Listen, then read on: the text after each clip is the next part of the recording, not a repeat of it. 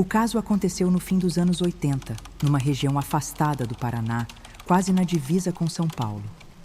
Era uma cidadezinha pacata, rodeada por plantações e estradas de terra batida. As noites eram tranquilas, exceto pelas histórias contadas pelos mais velhos sobre criaturas que rondavam as matas. Mas tudo mudou quando algumas famílias começaram a relatar um vulto estranho perambulando pelos arredores das fazendas.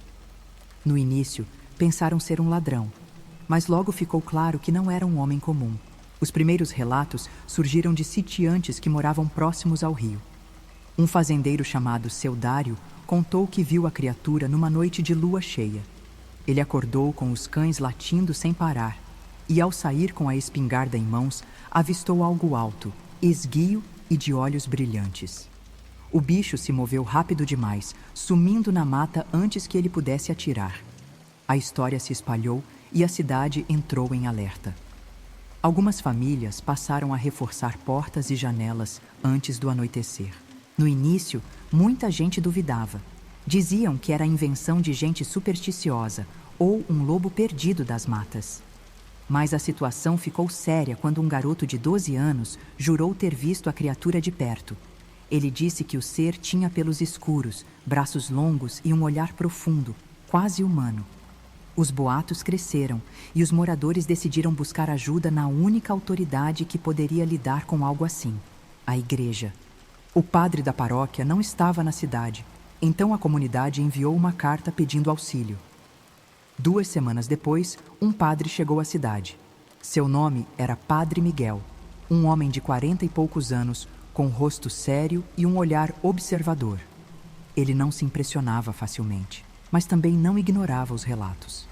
Começou entrevistando os moradores, ouvindo as histórias com paciência. Ele queria entender se aquilo era fruto de histeria coletiva ou se havia algo real por trás. Com o tempo, percebeu que os relatos tinham algo em comum. A aparição ocorria sempre em noites de lua cheia e próximo às fazendas mais isoladas. O padre decidiu investigar a fundo.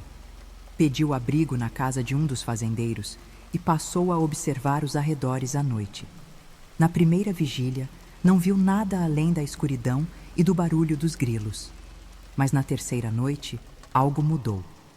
Por volta das 2 da manhã, os cães começaram a uivar, inquietos. Miguel sentiu um calafrio percorrer sua espinha. Ele se levantou e caminhou para o quintal, sentindo um cheiro estranho no ar, algo entre o cheiro de terra molhada e suor. Foi então que ele viu, à distância, uma sombra se movendo rapidamente entre os arbustos. No dia seguinte, Miguel procurou os fazendeiros para fazer mais perguntas. Um deles, um senhor chamado Zé Lourenço, mencionou um homem que aparecia de tempos em tempos pedindo pouso. Ninguém sabia de onde ele vinha, mas ele oferecia trabalho em troca de comida e um canto para dormir. Era um sujeito calado, sempre abatido, mas trabalhador, contou o fazendeiro. O padre ficou intrigado. Ele pediu que o levassem até a última fazenda onde esse homem havia sido visto. Quando chegaram à fazenda do seu Anselmo, o dono confirmou a história. O homem, chamado Joaquim, tinha passado ali há poucos dias, ajudando a cortar lenha e consertar uma cerca. Parecia normal, apenas exausto e com olheiras profundas. Disse que voltaria depois de uns dias para buscar mais serviço. O padre perguntou se havia algo de estranho no comportamento dele. Seu Anselmo hesitou antes de responder. Ele tinha uns momentos de silêncio estranho, como se estivesse ouvindo algo que ninguém mais ouvia. O padre decidiu encontrar Joaquim. Com a ajuda dos moradores, seguiu até um casebre abandonado na beira do rio, onde alguns disseram que ele costumava dormir. Ao chegar lá, encontrou rastros recentes de pegadas na lama e restos de uma fogueira. Miguel sentiu um aperto no peito. Algo naquele lugar parecia errado. O ar estava pesado, como se ali houvesse um segredo enterrado há muito tempo. Ele decidiu esperar até o anoitecer. Quando a lua começou a subir no céu, Miguel ouviu passos se aproximando. Escondeu-se atrás de uma árvore e observou. Joaquim surgiu, arrastando os pés, os ombros curvados. Parecia um homem comum, exceto pelo olhar vazio. Ele sentou-se na beira da fogueira apagada e ficou ali, imóvel, encarando o nada. O padre esperou alguns minutos antes de se aproximar. "Boa noite, filho", disse ele, com a voz calma. Joaquim se assustou, mas não fugiu. Miguel sentou-se ao lado dele e começou a conversar. Joaquim, inicialmente desconfiado, respondeu com poucas palavras. Com paciência, o padre o fez baixar a guarda. Aos poucos, Joaquim revelou algo perturbador. Há muitos anos, ele havia se envolvido com práticas que não compreendia completamente. "Me ensinaram uns negócios, disseram que era só superstição", murmurou. "Mas depois que comecei, coisas estranhas aconteceram comigo." O padre perguntou o que ele queria dizer com coisas estranhas. Joaquim hesitou, como se tivesse medo das próprias palavras. "Não lembro de algumas noites. Apago e quando volto a mim, tô num lugar diferente, sujo, cansado, como se tivesse caminhado quilômetros sem parar." Ele abaixou a cabeça, passando as mãos pelo rosto suado. "As pessoas falam desse monstro, e eu não sei se sou eu." A confissão fez o coração do padre acelerar. Miguel manteve a calma, mas por dentro sentiu um arrepio. Ele já ouvira falar de casos de possessão, mas nunca algo assim. Se Joaquim realmente não se lembrava do que fazia, isso indicava algo muito pior do que um simples delírio. "Você já se sentiu diferente quando a lua cheia chega?" Joaquim ficou em silêncio. Depois de um tempo, balançou a cabeça. "Eu só sinto um peso, como se algo dentro de mim quisesse sair." O padre percebeu que aquela era a peça que faltava. Joaquim não era um lobisomem no sentido folclórico, mas algo o dominava nessas noites. A mudança física podia ser explicada por fatores desconhecidos, mas a perda de consciência e o comportamento irracional apontavam para algo além do humano. Miguel tomou uma decisão. Precisava testar se Joaquim estava sendo controlado por uma força externa. Na noite seguinte, Miguel trouxe um crucifixo e uma Bíblia, sem dizer nada a Joaquim. Eles se sentaram perto da fogueira, como na noite anterior. Mas dessa vez, o padre começou a orar em latim. Joaquim riu, mas o riso foi cortado por um espasmo. Seus músculos enrijeceram, os olhos arregalaram. Ele apertou a própria cabeça, como se algo dentro dele estivesse tentando resistir. Miguel continuou a oração, a voz firme. Joaquim começou a tremer, o rosto se contorcendo de dor. Pare com isso", murmurou, mas sua voz não era a mesma. Algo dentro dele lutava contra as palavras sagradas. O ar ao redor ficou pesado, um cheiro forte e desagradável tomou conta do lugar. Miguel apertou o crucifixo com força. Ele sabia que tinha acabado de tocar no verdadeiro problema. Joaquim caiu de joelhos, os dedos cravados na terra. O suor escorria pelo rosto pálido, os olhos semicerrados, como se lutasse contra algo invisível. O padre Miguel manteve a voz firme, recitando as palavras sagradas com precisão. O ar ao redor estava denso, quase sufocante. Joaquim tentou falar, mas sua voz saiu distorcida, gutural, como se outra entidade usasse suas cordas vocais. "Ele é meu", a voz estranha sussurrou, fazendo a espinha do padre se arrepiar. Miguel apertou o crucifixo com mais força, avançando um passo. Joaquim arquejou, as mãos tremendo, os olhos brilhando com um brilho doentio. "Quem é você?", o padre perguntou, mantendo-se firme. A criatura dentro dele riu, um som frio e desumano. "Sempre estive aqui. Ele me chamou. Agora sou parte dele." Miguel entendeu que não estava lidando apenas com um espírito, mas algo que se enraizara profundamente na alma daquele homem. As orações continuaram, cada palavra um golpe contra a entidade. Joaquim gritou, a voz oscilando entre sua própria e a da coisa dentro dele. Seu corpo começou a se contorcer, músculos retesados em espasmos violentos. De repente, ele caiu para a frente, arfando.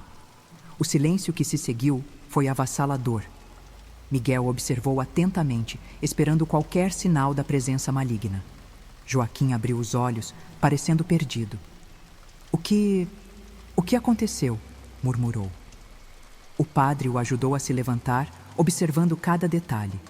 Joaquim parecia mais fraco, mas havia algo diferente nele. Seus olhos, antes escuros e vazios, tinham um resquício de humanidade que Miguel não havia notado antes. Você precisa contar tudo, filho, disse Miguel. Joaquim respirou fundo, sentando-se na terra úmida. Com a voz trêmula, começou a revelar o que lembrava. Eu fiz um ritual. Há anos. Disseram que era inofensivo, mas depois disso comecei a perder tempo. Apagava. Miguel já suspeitava disso, mas ouvir da boca de Joaquim confirmou tudo. Ele não era um monstro por si só. O ritual que fez, seja por ignorância ou desespero, abriu caminho para algo antigo e maligno.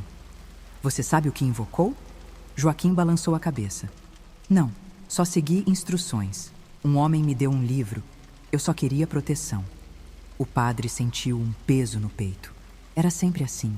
Gente comum brincando com forças que não entendiam, sem saber o preço que teriam que pagar. O exorcismo não estava completo. O que quer que estivesse em Joaquim ainda tinha raízes profundas. Miguel sabia que precisava de um lugar sagrado, longe das energias da floresta. Ele decidiu levar Joaquim para a igreja. A caminhada foi silenciosa. Joaquim parecia mais fraco a cada passo, como se estivesse sendo drenado. Quando chegaram, Miguel o conduziu até o altar. Aqui vamos terminar isso. Joaquim hesitou, olhando em volta, inquieto. E se eu não conseguir? Miguel colocou a mão em seu ombro. Não é você que precisa lutar. Apenas permita que a luz entre. Joaquim engoliu seco, mas assentiu. O padre começou a rezar novamente, desta vez com mais fervor. A igreja era um refúgio, e a entidade dentro dele sentiu isso. O ar ficou pesado outra vez e Joaquim começou a tremer. As velas no altar piscaram como se uma brisa invisível tivesse passado por elas. Então ele gritou, mas não era sua voz. A criatura dentro dele rugiu de dor, um som que reverberou nas paredes da igreja. Joaquim se arqueou para trás, como se estivesse sendo puxado por algo. O padre continuou, intensificando suas palavras. A pele de Joaquim ficou pálida, os olhos viraram para cima. Então, num último espasmo, ele caiu para a frente, desmaiado. O silêncio retornou. Miguel se ajoelhou ao seu lado, tocando sua testa. Estava quente, mas o olhar dele agora era humano. Joaquim acordou horas depois, fraco, mas lúcido. O peso que carregava por anos parecia ter sumido.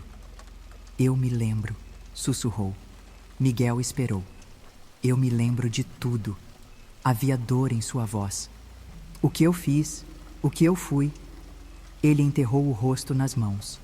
O padre sabia que aquele era o momento mais difícil, enfrentar a verdade.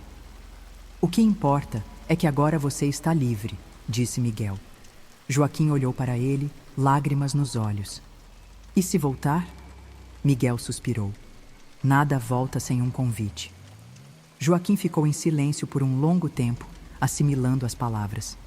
Ele sabia que nunca mais poderia brincar com essas forças. Ele sabia que sua vida agora teria que ser diferente. O que eu faço agora? Miguel sorriu de leve. Você vive, filho, mas vive do jeito certo. A resposta pareceu simples, mas Joaquim entendeu. Não havia outro caminho além da redenção. Os dias seguintes foram de recuperação. Joaquim permaneceu na cidade, ajudando na igreja, tentando encontrar um propósito. A história se espalhou, mas ninguém mais via o vulto na floresta. A cidade voltou a ter paz. Os fazendeiros, antes assustados, começaram a ver Joaquim não como um monstro, mas como um homem que havia perdido o rumo. Aos poucos, ele se tornou parte da comunidade, embora as marcas de seu passado nunca fossem completamente apagadas. Anos se passaram.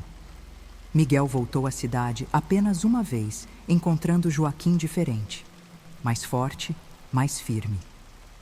Não sei se teria conseguido sem você, disse Joaquim. O padre sorriu. Todos nós temos nossas batalhas. Você venceu a sua. Eles se despediram com um aperto de mão, sem promessas de reencontro. Joaquim permaneceu na cidade, levando uma vida simples, e Miguel seguiu seu caminho, sabendo que aquele era apenas mais um caso entre tantos. A floresta nunca mais teve aparições estranhas. Os cães não uivavam mais à noite, mas para aqueles que sabiam a verdade, ficou a lição. Algumas portas nunca devem ser abertas, e aqueles que brincam com forças que não compreendem podem acabar se tornando prisioneiros delas. Joaquim foi um dos poucos que teve uma segunda chance. Nem todos têm a mesma sorte. A história se tornou uma lenda local, passada de boca em boca, mudando com o tempo. Mas Miguel nunca esqueceu o olhar de Joaquim naquela noite. O olhar de alguém que voltou do abismo e sobreviveu para contar a história.